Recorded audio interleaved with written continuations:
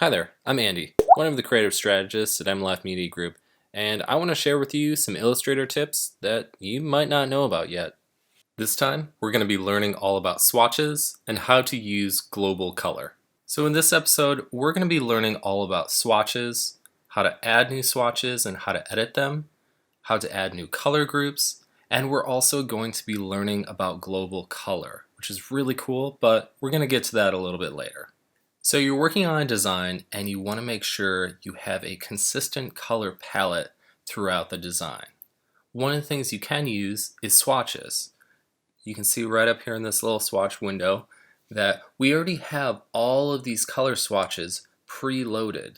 And so if I were to click on one of my pieces of art, I can change that color instantly without having to mess with the color palette window.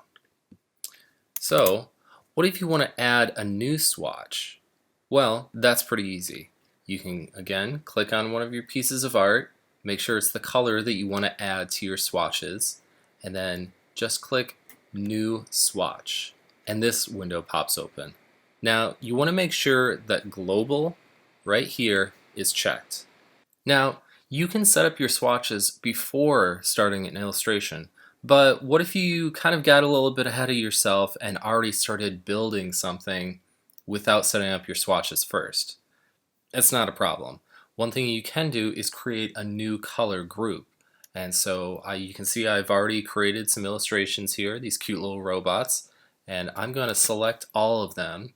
Again, go to my swatches panel, and this time I'm going to select New Color Group.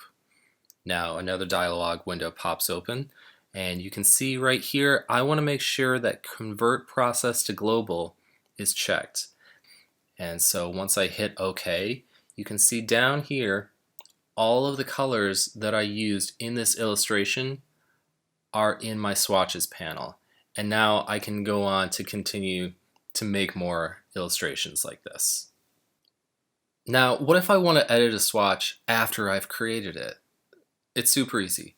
Just go again to your swatch panel and click the swatch that you want to edit, and you can start adjusting the sliders. I think I want to make this more like a lime green instead of a yellow.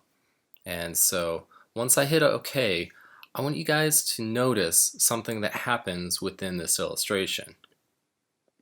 Now, not only did I adjust the swatch, but because that swatch was a global color swatch, everything in the illustration has been adjusted as well. This is one thing that really helps with your workflow when you're creating illustrations, so you don't have to go in and select each piece and change the color one at a time. Well, thank you for taking the time to watch. I hope you learned something and have fun creating.